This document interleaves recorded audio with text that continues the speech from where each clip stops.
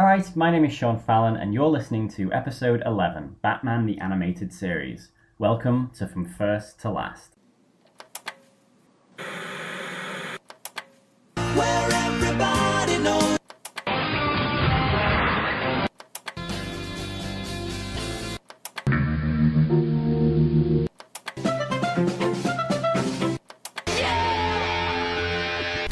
Hello again, and welcome again. My name is Sean Fallon, and this is From First to Last. Joining me today, he's a writer, he's a blogger, he's a cinema historian, he's the clown prince of crime. It's Richard the Dark Knight Newby. How are you, Richard, today? I'm doing pretty good. How about you? I'm good, mate. I'm very good. You've chosen, I think you've chosen a lot of people's favourite show today. So what show have you chosen? Batman the Animated Series. This is one of those ones that I get the feeling when this episode drops, there's definitely going to be a lot of people who end up sort of watching the episodes we talk about today and then going back and just binge watching the entire thing. Definitely, yeah. So we've changed the format up a little bit today because with this show not really being serialized, and when we started doing research, it was a bit more sort of episodes shown in the wrong order. We've picked out the first episode, and then I've just let Richard pick out some of his favourites, and we're just going to talk about them. So first, Richard, what's your experience with Batman the Animated Series? Well, I watched it when I was younger, probably in elementary school. My mom used to record, used to make VHS recordings. It used to show on Fox Kids here, and then there was a Kids WB. And eventually it moved on to Cartoon Network. And they had a Batman Superman hour block, and whenever I came home from school, that was like the first thing that I did. I always got my homework done actually before the school day was over. I would work on it while other classes were going on, so I could get home and immediately watch the Batman Superman hour. So yeah, I've seen all the episodes multiple times. It was probably, one of my favorite things as a kid growing up, and probably one of my first, main introductions to comic books and the larger DC universe. I think at the time, action figures were really popular here. They're not so much anymore, with video games. But I remember there were all these Batman the Animated Series action figures at the toy store. So I think part of that kind of got me hooked on the show as well, because then I could buy the toys and have them with me while I watched the show. Real nerdy stuff there, but yeah.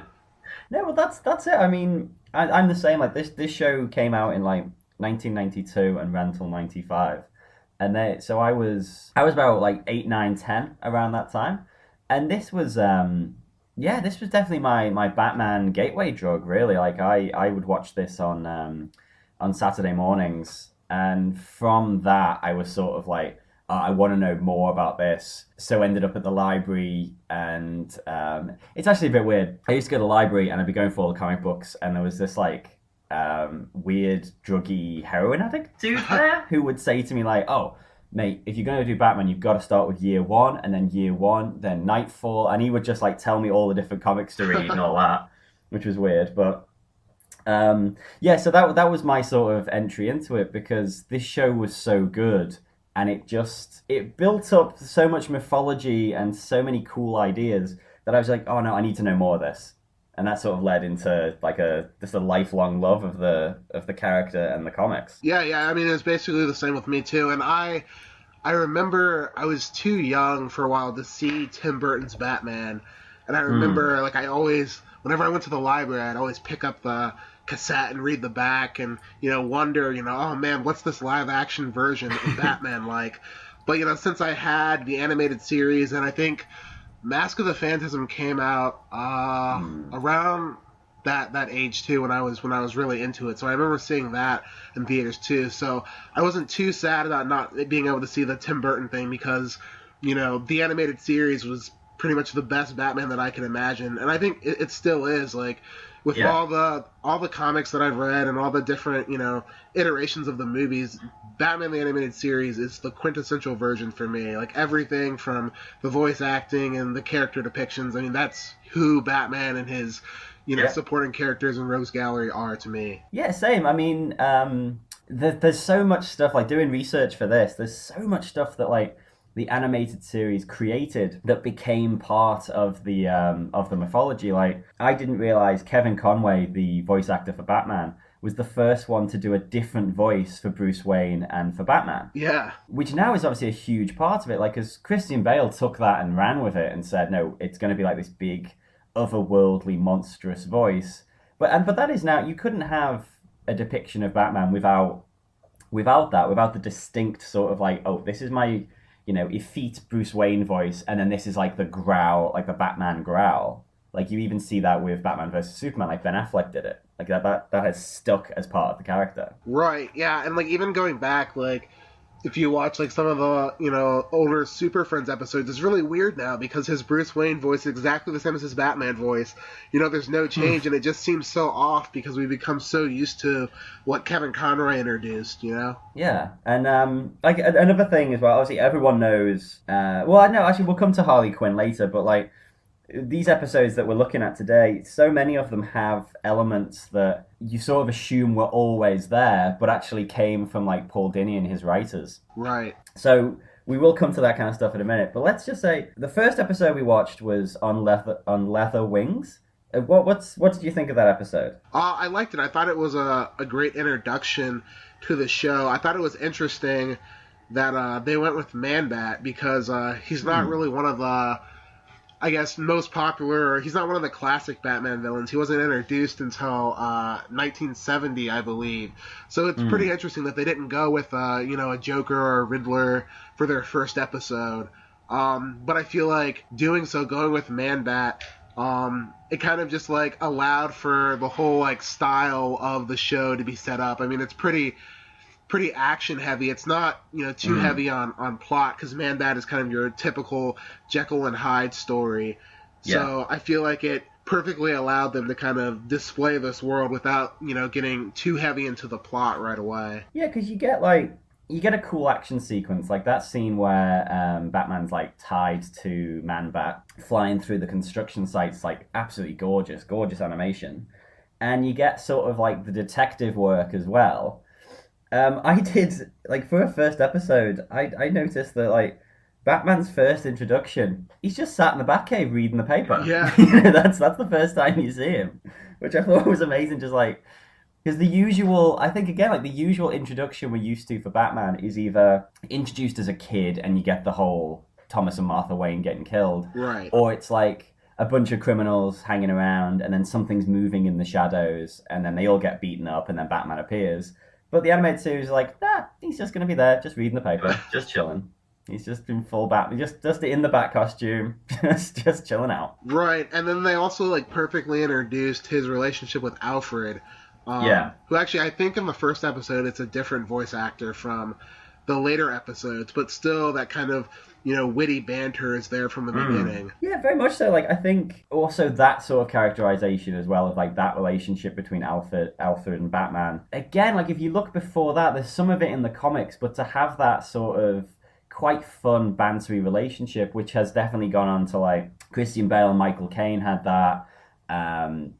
Recently, obviously, Jeremy Irons and Ben Affleck had it. That I feel like that might be something as well that's come from the animated series, like that increased like Alfred does represent a quite fun part of the mythos. Like he is, it's weird to have this character who's so deeply in all this darkness, but he's always got a joke and he's always quite cool. Like, he's such a good character, and I don't know previous to this if I'd ever seen that or if animated series brought that in. Yeah, I think like a lot of the humor came from the animated series. I think he had some quips before, but I think he was mostly more of a straight man and just kind of the butler figure. Yeah, but yeah, I think that's a very cool element, and that's definitely been something that's because the Batman sort of concept does easily fall into darkness, so it's quite cool to have someone who is in the middle of it and is a very crucial part of the whole thing, but sort of isn't taking it seriously. Is quite sort of quippy and jokey, but at the same time can switch and be quite fatherly, and I think that works really well. One thing I love about this show, and something that's in that first episode very much, is the sort of aesthetic of it being sort of set in the 40s. Right. Like the vehicles and all that. Yeah, that's a really cool detail. I feel like no other show, like none of the other superhero shows at the time were doing that. Like I think like I remember the Spider-Man animated series and the X-Men animated series were running around the same time as this, Mm. and it was all modern and kind of a quick imitation of the comic style at the time, very 90s. But this Yeah. was going back, and I mean it's unlike anything even in the comics. It's completely its own thing with the style that it's going for. Yeah, I mean, even like from the very start, like I'm sure you've seen me on Twitter recently talking about like the title cards, like the On Leather Wings one where it's like black and white and sort of a little bit out of focus, and it is like it's very much like a '40s Universal movie. It's that sort of big title and then the stirring strings behind it, and then like I always loved the idea of like the blimps. I thought that was such a Oh great yeah. thing, like blimps in the sky, '40s cars, everyone's in like double-breasted suits, but it's never sort of pointed out. It's just sort of it just is the world, and I think it's cool because it makes the whole thing really timeless. Right, yeah, because I mean, like at the same time when you have those old cars and stuff, you have, his Bat computer, which is, highly Mm. advanced for, the 90s at least. And so, but it perfectly, meshes together. Like it doesn't feel odd that he has this Bat computer or all these gadgets, or his Batmobile has, this interface inside.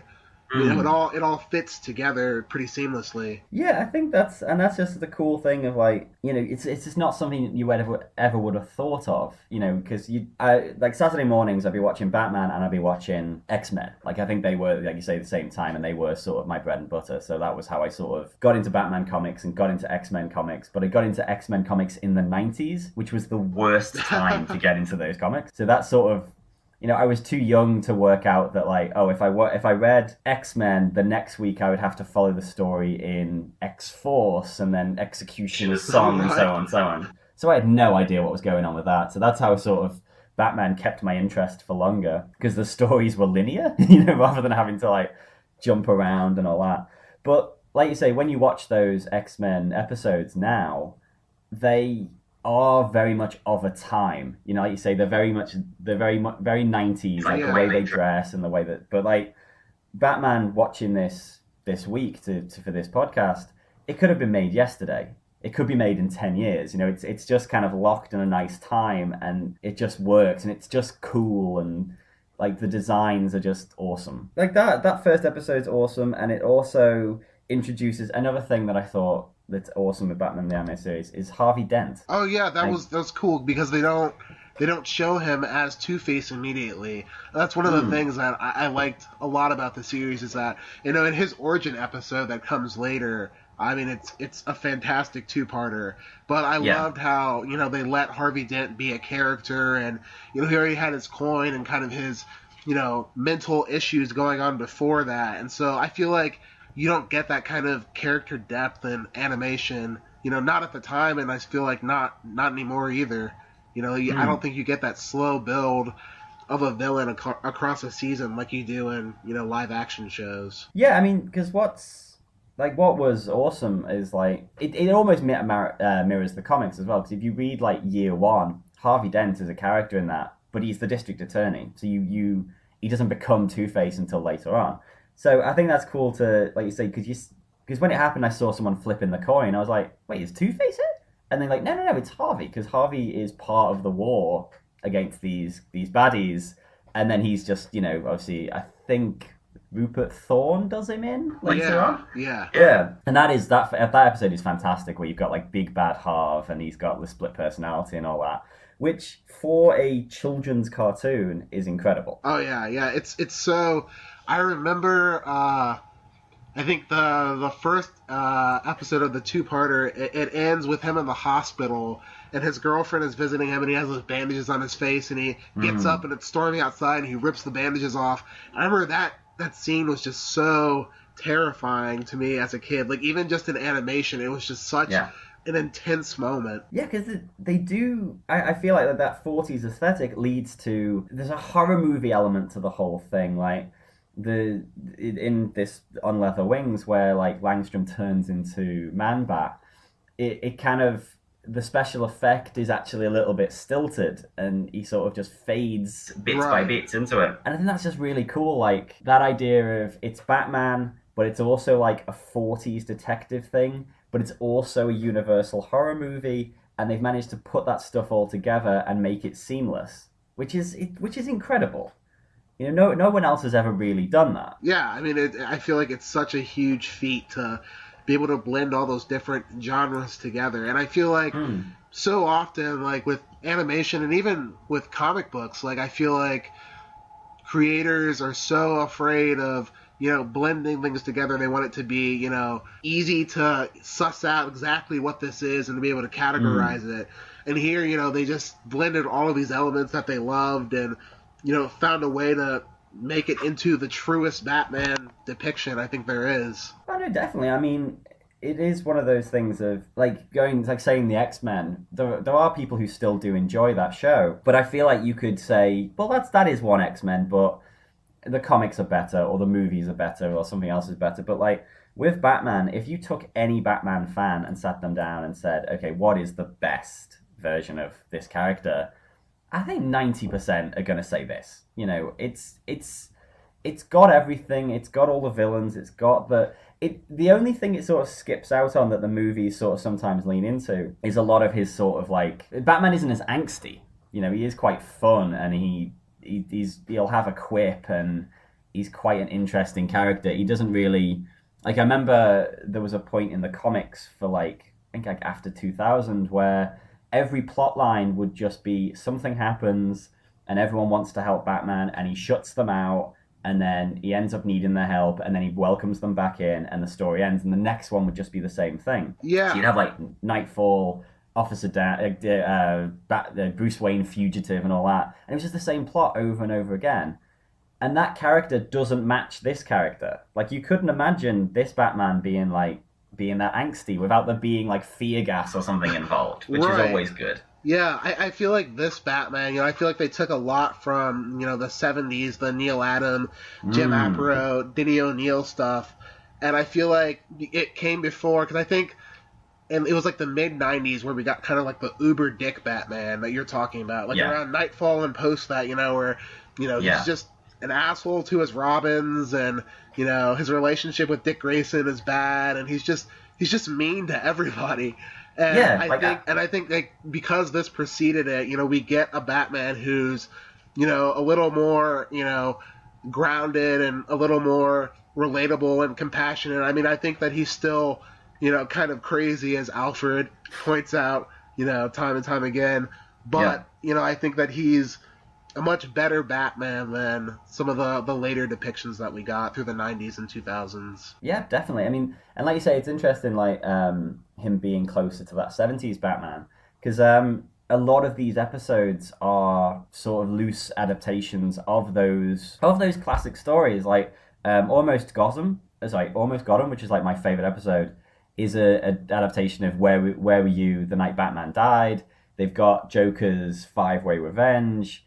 There's a few others, and they're sort of not quite adaptations, but they take some elements from it. Like they have sort of thought, okay, well, which is the best like era of Batman? And in '92, the best era would have been, like you say, the Neil Adams sort of years. So they've taken all the best bits from that. I mean, I guess if they were to make the show now, they'd be like, they'll take a little bit of that, take a little bit of Grant Morrison from his run, take a bit of the Scott Snyder stuff, and it'd be absolutely incredible. Yeah. But Oh I man, think I it would is love to cool. see like a revitalized, like because DC has had other shows. I mean, like post, like I mean, I think like Batman leading through Justice League Unlimited was great for Mm, DC television, but I think post that we got the that show, the Batman and Beware the yeah, Batman, and there was like a CGI Green Lantern series, and like all of these things were like none of these shows were good. None of them had what Bruce Timm was doing with these shows. So I think it would be incredible to see, that style and that level of care for the yeah, characters come back, and do some modern stories, do Hush or The Court of the Owls and all that stuff. yeah, yeah. It'd be cool to see like bring Damien in, bring all that kind of stuff, and run with that. Like, because I mean, one series they did do which I liked to a point was Brave and the Bold. Like, I did watch a couple episodes. And I was like, yeah, this is pretty cool, but it was very kiddie. Right. I feel like this is actually a perfect seg. Like, this show does have some moments where it is pitch black dark, which leads me on to Heart of Ice. Like, so Heart of Ice was an episode that you chose as one of your favorites. Yeah. What's the appeal? I think that they completely. I mean, Mr. Freeze before, well, he was known as Mr. Zero when he was first introduced, was a pretty campy character from the '60s, and I mean, basically his crimes were just cold related because he had this freeze gun and this icy body temperature. But I mean, he wasn't much of an interesting character. But then Paul Dini, completely reimagined him for this and gave him the backstory with his wife Nora, and how the company he worked for, Goth Corp, completely betrayed him and considered finances over people, and it's just like such incredible character depth. For a character that was unused. I mean, in the comics, he wasn't even appearing anymore. The Joker had killed him off years before. And after he was introduced in this, he was brought back in the comics, and that same origin, the backstory with Nora was introduced into the comics. And it's such an incredible, origin story, and it's so unexpected. I think that's what draws me to that episode the most, is that, that the Joker, is going to have a good story because there's plenty of those, and that Catwoman is going to have a great story because there's plenty of those. But Mr. Freeze, no one even cared about him until this episode, but they completely reimagined him and just made this incredible episode. Yeah, no, I mean, it's that level of shades of grey for a children's show, because Freeze isn't really the baddie. He does bad things, but it's the character Mark Hamill plays who is the real baddie, isn't it? Ferris Bueller? No, Ferris Doyle? Yeah, it's Boyle. Yeah, so I mean, it's incredible for a kid's show to have so much tragedy as well.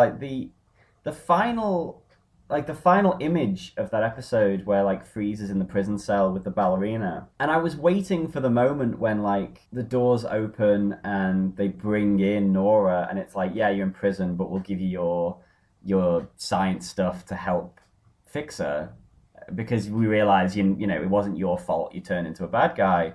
But that doesn't happen. Batman's just watching him, and he's just in a cell, and he's got his ballerina, and he's failed, and that's the end of the episode. Wow, for children's television, that's really tragic. Yeah, and somehow I had imagined it. When I had remembered it in my head, I thought that, Bruce Wayne had, taken Nora and, taken her to Wayne Enterprises to, work on reviving her, but he doesn't even do that.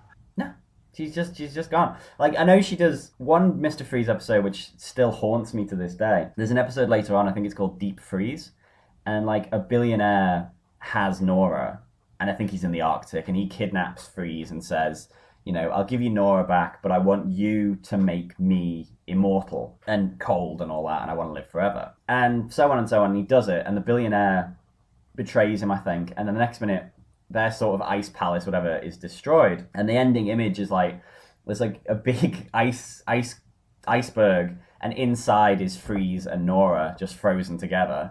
And then the billionaire gets frozen in an ice block and falls to the bottom of the ocean, and he just starts screaming, and the episode ends. And it's something from Edgar Allan Poe. It's this dude is going to live forever in a block of ice, unable to move at the bottom of the Arctic Ocean. And I still think of that episode. I will be daydreaming in work, and I'll just think to myself, but what would you do? You're just trapped in the ice. It always comes back on me. It's just such a horrific image. Yeah, no, just amazing. Yeah. And I also love in that Heart of Ice episode how Batman manages to defeat Mr. Freeze with the soup that Alfred gave him. Yeah, I mean, I've got it in my notes. I can always believe that Alfred has that thermos of chicken soup on him all the time, just in case. Like you say, I just love that whole thing of smashing the chicken soup. It's well, what was that? And Batman's just oh, the only thing that can beat a cold. I'm I love this show. I just love it so much. I shouldn't. I should be oh, how awful. But it's oh god, that's so good to just lighten the mood. Genius. I read the Mr. Freeze costume was designed by the same guy who created Hellboy. Yeah, Mike Mignola. Yeah, as soon as I read that and I saw it, I was oh yeah, totally, because he does have that running thing of heads in big jars. I'm oh yeah, I can see that. That makes sense. And that's such a cool design. Yeah, it's an awesome design. Yeah, I think the The one from the '60s before that, I think he had like just like a silver. It looked like an astronaut suit. Yeah. Well, Mr. Zero is in the '60s Batman and was played by Eli Wallach, the guy from Good, the Bad, and the Ugly. Oh wow. Like I just read that. I haven't actually seen it. I need to actually see an image of it. But yeah, I thought that was I couldn't put that together in my head. But like you say, with the Mr. Freeze design, all the designs in this show are so good. Like I love the Batmobile. All the villains just have, and there is again that thing of like Batman the animated series sort of doing these cool designs, and then the design just becoming the character in the comics and stuff like that. Like this Mister Freeze design just is what Mister Freeze looks like now. Right. And like I think like Two Faces one is very iconic with just the straight down the middle with the two sides of the suit and stuff like that, and like the Penguin version is like based on Batman Returns, but then sort of cartoonized it, and then it becomes the one in the comics. It's absolutely amazing. It's really cool, and even the Batman silhouette. I feel like all of those silhouette shots that were in the animated series, you see that more so in the comics after the show. Those really cool, just shadowy images of Batman. Yeah, just the white eyes. Yeah. Interestingly, like I didn't really notice this until it was pointed out. There's no like I know obviously there's the opening credits type thing with like the opening sequence, but it never actually comes up Batman. It never actually says the name of the show. It's just sort of like what this is. You know who this guy is. That's the title. Don't worry about it. I think that opening scene, I think that was actually the test footage that they created to kind of pitch the show.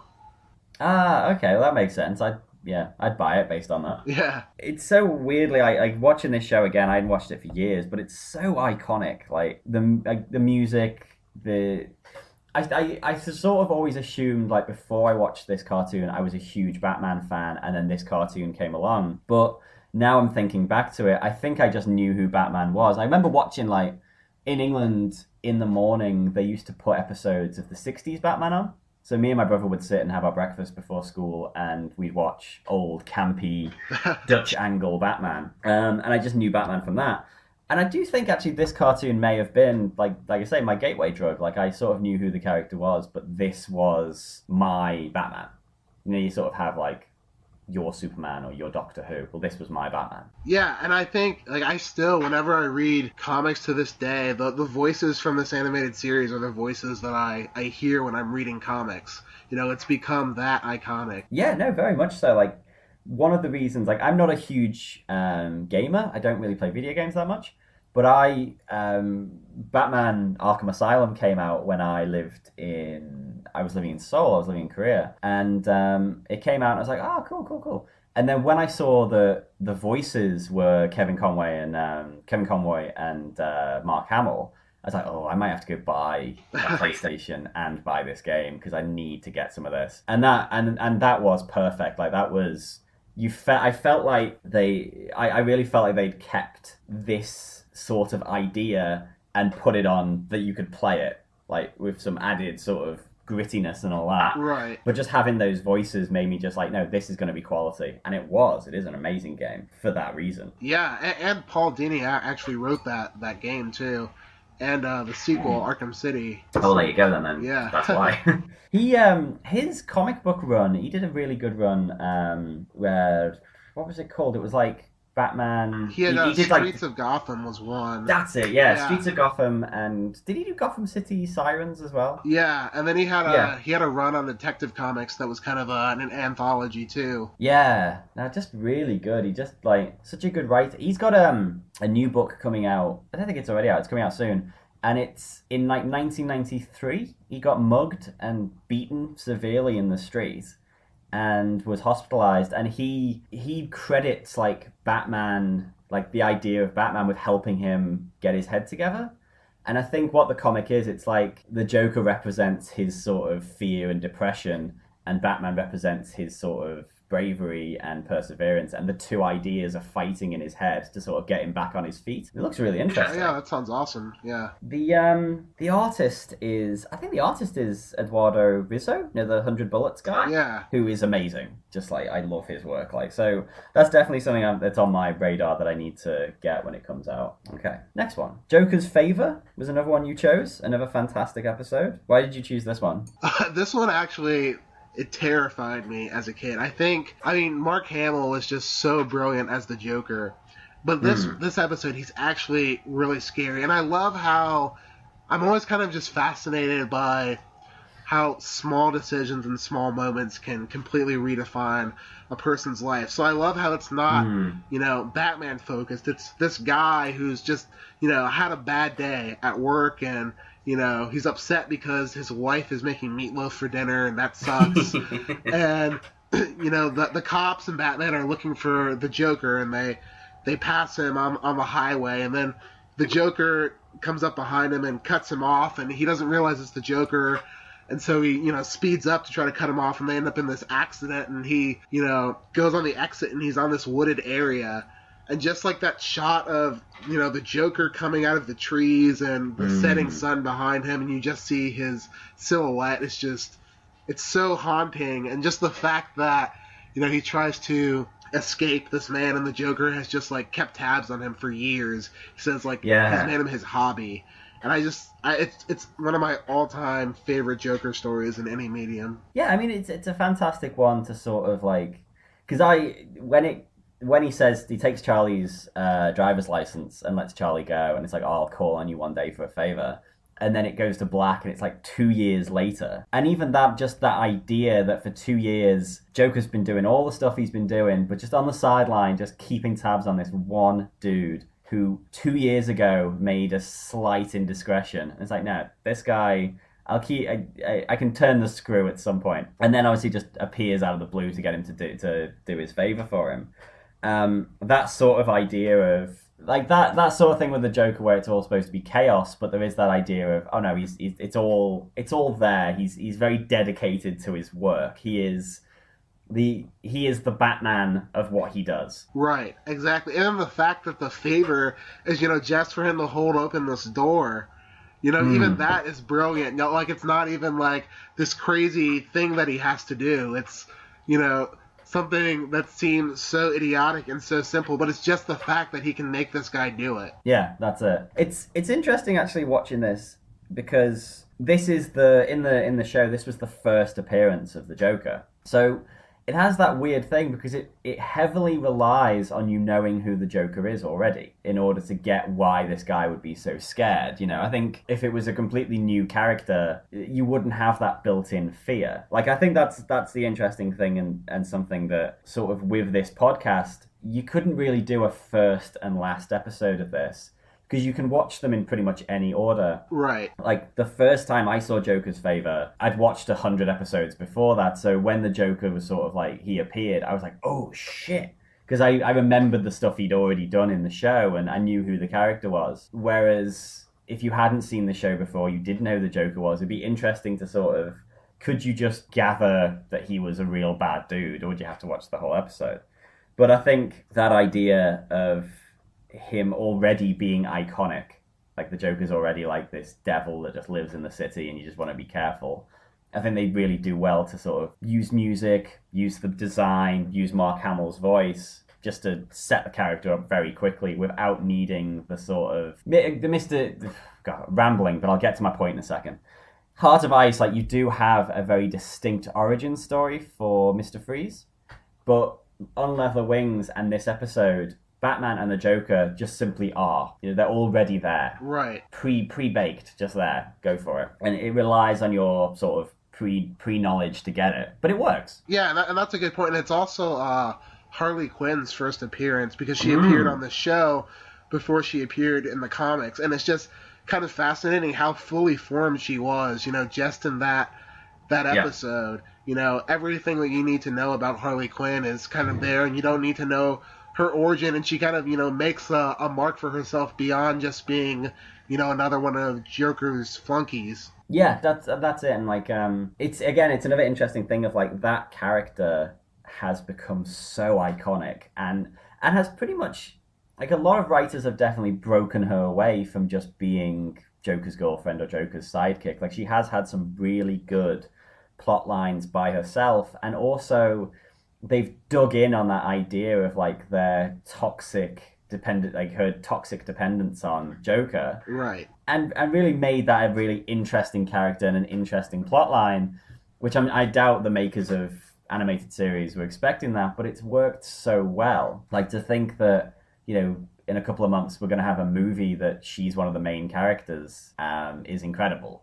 Like, to be sort of 90, like before the 90s, character didn't exist. Now she's one of the more interesting characters of like the DC roster. Right, and then the fact that she, is supposedly getting her own, spin-off movie. I mean, that's crazy for where the character started at. Yeah, very much. Well, I was doing my research. Like, so Harley Quinn was a character invented by this show. I didn't know that Renee Montoya was invented by this show. And that blew my mind because she's in my top 5. I absolutely love that character. Oh yeah, she's great. I loved her arc as the Question is one of my favorites. Yeah, like her whole thing of like Gotham Central is one of my favorite one of my favorite like comic book stories. Like I think that thing is incredible. Like that is the show that Gotham should have been. Exactly. The TV show. Exactly. And her whole plot line of like being outed by Two-Face and then like her and Crispus trying to bring down the sort of corrupt cop and how that plays out, and then that leads into like, remember like 52, like the weekly comic, and then that's how she becomes the Question, and then like she's a huge part of Final Crisis, and she's just like an amazing character. And then I again assumed she was just always part of she was a character who was introduced in like the 70s. Like Neil Adams introduced her to be like a sympathetic cop on the force. It's like, no, she started off as a comic character as a bit of a cartoon character as like a comic foil to Harvey Bullock. Right. And has now like taken on this life of her own and is now this incredible character. Yeah, I mean, it's just incredible. It's such impressive work, overall that Denny, managed to create these characters that were so, fully realized just from the beginning, and how easily they translate and fit into the world of the comics. Yeah, I mean, like Bullock as well is definitely a character who his like appearance in the comic and stuff like that. Like his character is probably based a lot on this of like he's a good guy, but he's a big slob, and he hates the Batman, but he likes the Batman, and he's got a lot of respect for Gordon, and Again, he has a great arc in... Well, it's sort of like in Gotham Central, again, he's always mentioned, he's always sort of like this iconic cop that just went wrong at some point and planted evidence or whatever. And that's such a great character. And that was a character I was definitely introduced to by this show, and I always really like. It is incredible, like the way this stuff sort of works, like with the comics and the cartoon and the movies and stuff like that, where, and I think it's like the way each one just feeds into each other. So I like to use like the Avengers as an example. So they bring in Coulson as a character. Coulson from then was made into a comic book character who always seems to have been there, but he was never there. And I don't know, I always just find that fascinating when a character jumps from one medium to the other. Yeah, it's definitely, it's interesting, yeah. Well, like the Harley Quinn being like really the main one, like the idea that this character didn't exist, and then now, like you say, in a couple of years we'll be watching solo Harley Quinn movies is just incredible. With Joker's Favor, I was sort of straight away with Charlie. For some reason, I had it in my head that he was Paul Giamatti. For some reason, it's Ed Begley Jr. who does the voice, but straight away I was like, this is either Paul Giamatti or it's Rodney Dangerfield. For some reason, I had it in my head it was gonna be that, and then I couldn't shake that for the whole episode. I was like, is this Rodney Dangerfield? No, it's not Rodney Dangerfield. It can't be Rodney Dangerfield. Yeah. But one thing that's amazing is like this show did manage to get some really good guest stars, like Ed Begley Jr. Like Adam West comes in, doesn't he, as like old man Batman as Grey Ghost. Grey Ghost, yeah. Beware the Grey Ghost was that episode, yeah. And obviously it's again it's interesting. Mark Hamill pre this had only done a little bit of voice acting work. And he only got the Joker job because Tim Curry's version was too scary. Right. So they took Tim Curry off it and they gave it to... Because Mark Hamill is in On Leather Wings as a scientist, and he's in Heart of Ice as a CEO. It was, Boyle. And he, I think after Heart of Ice, he said that he'd be interested in playing, one of the main villains. And they said that they would keep him updated, but they didn't have any parts yet. And then, the thing with Tim Curry happened, and they brought him on, which was... just brilliant. But I mean that because those sort of like doing those little bit parts, like for Mark Hamill, it's just like doing a bit of voice acting just to pay the bills or whatever, and then the Joker just really just an absolute game changer. Like I remember watching the show and just being amazed by it, and then I think I remember just the credits were on and it said Joker Mark Hamill. I was like, Luke Skywalker? No way. And after that, then I was like, oh my god, that's amazing. You sort of his voice work is incredible. Like some of the stuff he's done, but you just I don't know. It's just interesting to think again. Before this, that was not part of his career, and then now that's a huge part of what he does. Yeah, it's almost like as iconic as his role as Luke Skywalker, which is crazy. Well, so I remember reading a thing, and it was like after Luke Skywalker, he couldn't really get many roles because he was typecast as like the sort of wide-eyed hero. And then after doing the Joker, he ended up getting typecast as doing like manic villains, but he didn't really care because it was so much fun to do. Like, there's some really good stuff you go on YouTube. Like, there's a lot of like comic cons where they get him to read speeches from the comics, I think he does like a whole thing of Heath Ledger in The Dark Knight as his Joker. Oh, that's cool. Which is really fantastic. Like, because Mark Hamill's such a cool guy, and apparently, like, if you meet him in real life, you can get him to like leave a voice message on your phone as the Joker and stuff like that. Like, he is really cool. Which is awesome. Last one. Obviously not the last ever episode of the show, but the last one here is Almost Got Him. Like that's my favorite episode. It's a bit of a cheat because it's like a clip show in the sense that like it's all payoff. It's like 4 or 5 just payoffs, just one after another, and it's got that sort of appeal. Like I know you mentioned before Hush, which is I remember reading that in university, and like the big appeal of that was like it had every baddie in it. So it wasn't just a Joker story, and it wasn't just a Two-Face story. You got everyone in it, and I do love them. Like I'm a big fan of Long Halloween and Dark Victory. That's my favorite. Yeah, like they are. Well, actually, it's interesting because I think like obviously Long Halloween has that same set in the 30s or 40s aesthetic. Right, yeah, it does. Because it's all there's so many Godfather references and stuff like that. So that would be one that would easily seg into being made as a movie by Bruce Timm and Paul Dini. That would be pretty good. Yeah, that would be awesome. But yeah, those sort of stories where they bring in every villain like Nightfall and all that, I'm always a sucker for them. I want all my Christmas presents at the same time, So I love this episode, and it just has for me one of my favorite Batman scenes where he's tied to the coin and the coin flips through the air, and just that was really for me. Like I remember watching the episode and just being like, that the animation is so, because sometimes the animation in this show is a little bit clunky, and sometimes it's absolutely gorgeous. Yeah. And that episode where the coin's flying through the air and you're watching it spin and you're following, but absolutely incredible. Yeah, when I watched it this time, because just comparing it to, because this is one of the later episodes. I think Almost Got Him is the 3rd season. But just comparing that to the animation on Leather Wings, it's such. I mean, the animation was always pretty good, but it's such an improvement. You can really see the fluidity in this episode.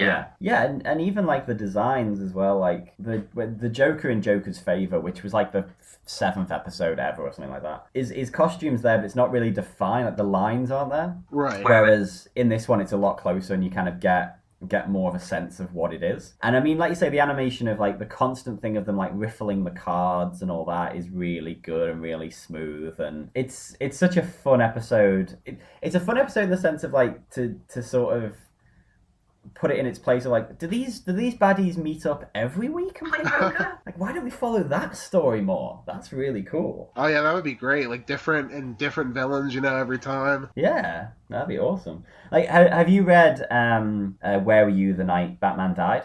Like the original? Yeah, I have read that one. And it's quite samey in the sense of like each one tells a story of how they killed Batman and all that, and in the end, like the reveal is, I think, Harvey Dent's Batman or something like that. Yeah. But it's cool, like you say, that they've gone back and like that's where their inspirations come from. They haven't gone, oh, Batman's a dick in the comics, let's make him a dick in the show. They're like, no, let's go back to when he was cool. Yeah, exactly. Yeah, and I think that works well in this episode too, because we see Batman like in peril, and Catwoman has to save him when the Joker's going through his story of how he almost got him. I think, later on in the late 90s, 2000s, we had this Bat God concept where Batman could Yeah. pretty much do anything and get out of any situation, which Grant Morrison did something really interesting with. But I mean, in terms of this show, I like how they put him in a situation where he absolutely has no way out of it, and it takes someone else to save him. Yeah, the Bat God thing definitely went through a bit of a phase where it was too easy. Everything was always he was always going to get himself out of it, and I mean for me it's cool as well because you get so many villains and then the added bit of Catwoman as well. And yeah, I mean I think as a little like microcosm of the show, you do get like each baddie has their little theme, and you get a Batman who isn't perfect because Catwoman saves him, and then at the end he gets to have a little bit of a flirt with Catwoman and then disappears. It's like, okay, that is a perfect little Batman story. Right. The only thing missing is like maybe Alfred and a bit of detective work. But even him going undercover as Killer Croc is pretty because this show, watching these episodes, very big on the detective element, Yeah, which I which think is is something that gets lost. yeah, like I don't think any of the movies have really played up that angle. But in this show you actually believe that this dude is the world's greatest detective. Yeah, I mean, because I know there was a whole thing when they made Dark Knight. They wanted to add a bit of a detective element, so they do that weird thing with the bullet in the brick, Right. which a lot of people are like. I don't get it. I don't get how that works. And you're like, well, yeah, don't worry about it. Let's just get back to the other stuff, And it's like, okay, so maybe that's why they don't do detective stuff in the movie. They just can't seem to do it. But yeah, I do like the one thing actually. Which episode was? Oh, it's in Heart of Ice. Like you say, you've got the computer, which is sort of like an 80s computer. Like you can hear like the dot matrix printer and all that, and the giant keys. And it's like, okay, so we're in the 40s, but we've got an 80s style giant computer, and Charlie's license says it expires in 1995. And I couldn't help but notice that. Like, oh, okay, so they just don't, they're not bothered. It's just like, whatever works. Right. Just chuck it in. But there's so many, I do like going back to that idea of the 40s, like them digging in on that. So having like all the TVs be black and white, and when Joker appears on the talk show, and it's very much like an episode of Carson, he kind of comes out of the curtain and all that. And obviously stuff that would just be completely lost on kids, but just works really well and is just a cool image anyway. And watching it now that I've sort of watched some movies from the 40s and watched some Universal monster movies, like, oh yeah, this show was layered as anything, like just really, really well done. Yeah, and I think there was one of the earlier episodes. There was like a Christmas episode with the Joker, and I think at the end, like he watches "It's a Wonderful Life," and I remember, thinking about how odd that was at the time when I was a kid. But now it just like fits in so perfectly. Of like, yeah, he would be watching this. Yeah. Like rewatching these episodes, it's so much fun, and you can just totally see why people were all over it. Like, I think as a kid, it's nice to watch a TV show that isn't patronizing. That is sort of like, yes, you're a kid, but you'll get it. I mean, watching this when I was like 9 years old and watching something like Heart of Ice and at the end being like, oh god, yeah, that's really sad, and not needing like a punchline or something like that. Like you like the show more because it has that respect for you, even though you're a kid. Yeah, and I remember like I read that they faced a little bit of pushback when they were doing the show at first because they opted for having the cops have guns and the villains have guns. Yeah. And if you remember in the X-Men and Spider-Man shows, all the cops had these laser cannons, and like they would miss wildly. And but this show, yeah, they had real guns, and there's an episode with a drug shipment. Oh wow! It might have been a bullet for Bullock, but I remember. Oh yeah, no, there is. Yeah. I mean, like it gets like pretty realistic.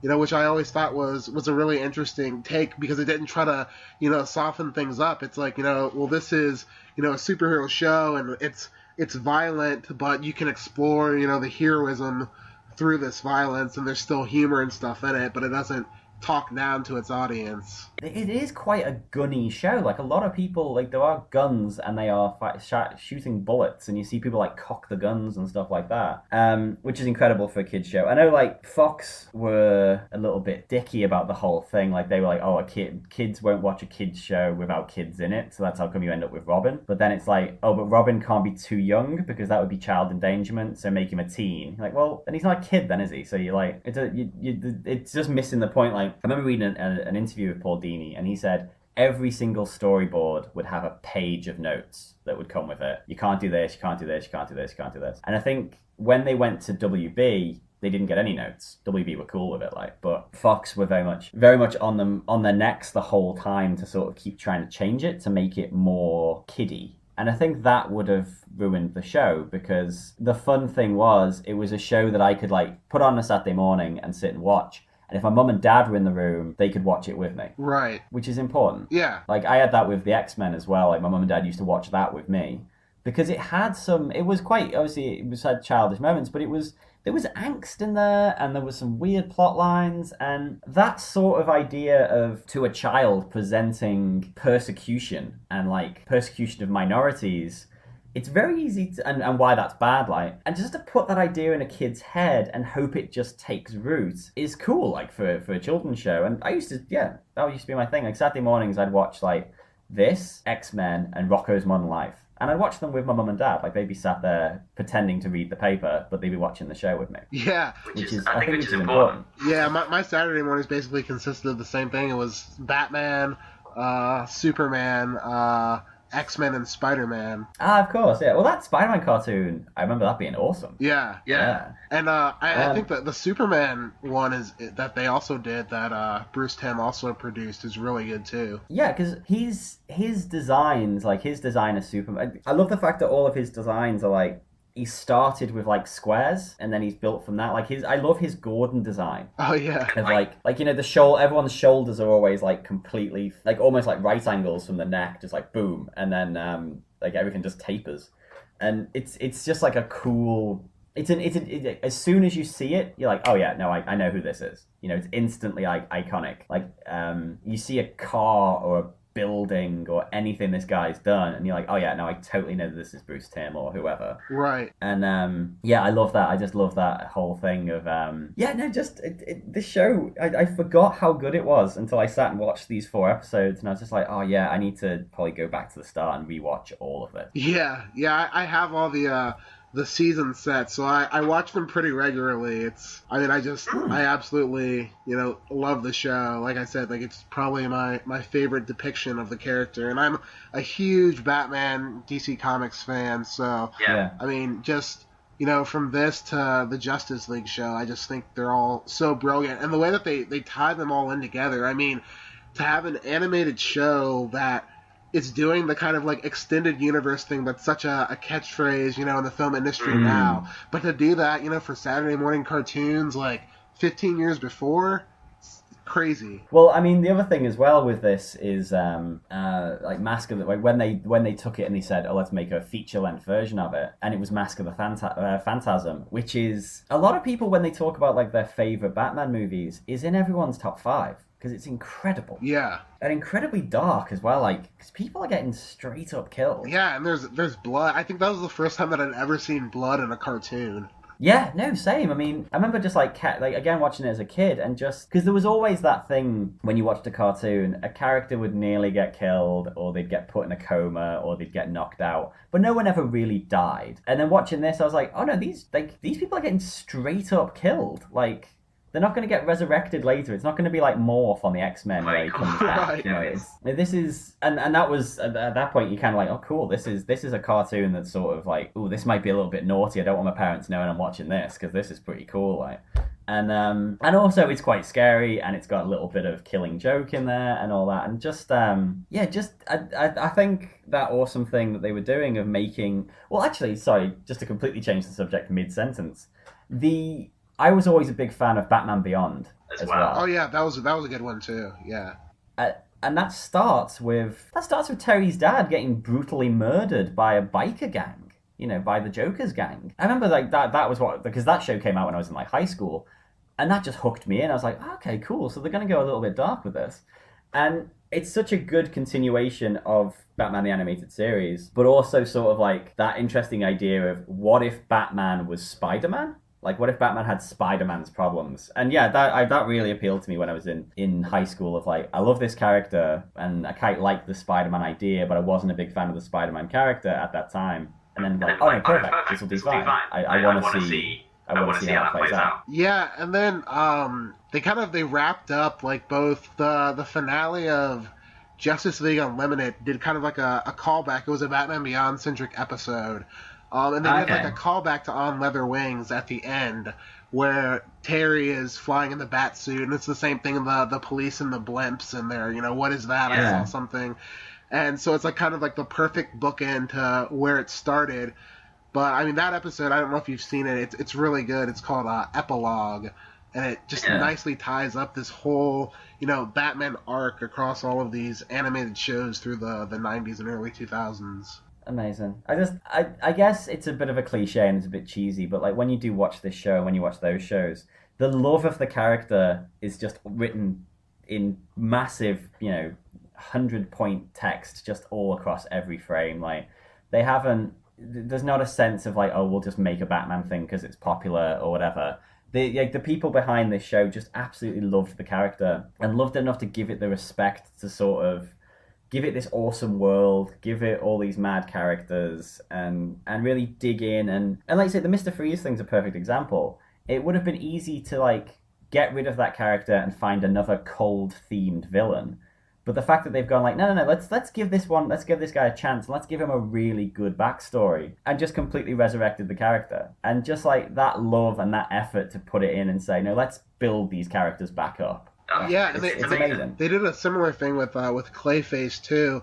There's like 2-part Feet of Clay. That's another one of my favorites, but it's such a tragic story. This actor who's down and out, and he's not getting the parts that he used to, and he signs up for that experimental drug Daggett to make himself look younger. And I mean that had like a huge impact on the comics as well, because Clayface was kind of discarded and he didn't have that look that he has in the animated show. And then after the show, he took on that really big brick house kind of a look. Yeah, no, just absolutely incredible. Just like I say, just timeless as well to be able to just sit and just turn them on now. 20 years. 24 years, 25 years later. Absolutely amazing. Anything else? Right, anything else you want to add about Batman the Animated Series? No, just if you haven't seen the show, you should definitely track it down and watch it. Pretty much every episode, I think, is worth watching, and there's no particular order that you have to watch it in, which is one of the nice things. Yeah, it has that cool Mobius strip effect. Like, you can watch, like I say, with that Joker's Favor, if you watch that one as your first Joker's story, great. If you watch it as your last Joker's story, great. Doesn't matter. It all just sort of flows nicely. The only character I think that really has an arc is Two-Face. You do need to follow that a little bit along until it goes. But there is that cool thing of just being able to dip in and out whenever you want, which is always cool. So, Richard, where can people find you? I am on Twitter at Richard L. Newby. I write for audienceseverywhere.net, and I have a blog. It is newbyfade2.blogspot.com. Fantastic. Me, as usual, you can find me at First to Last Pod on Twitter, or you can email me at fromfirsttolastpodcast@gmail.com. There's still a lot of shows you can choose. I think take Richard as inspiration. Richard just contacted me out of nowhere and said, hey, I want to do Batman the Animated Series. We had a bit of a back and forth over which episodes we were going to do. We settled on it. That was 2 weeks ago. Called him this morning, and that's it. You just heard a fantastic conversation about Batman the Animated Series. Take inspiration from that. Get in touch with me. I won't bite. Richard, thanks for coming on, mate. Thank you for having me. Of course. So, my name is Sean Fallon. This has been From First to Last. Goodbye.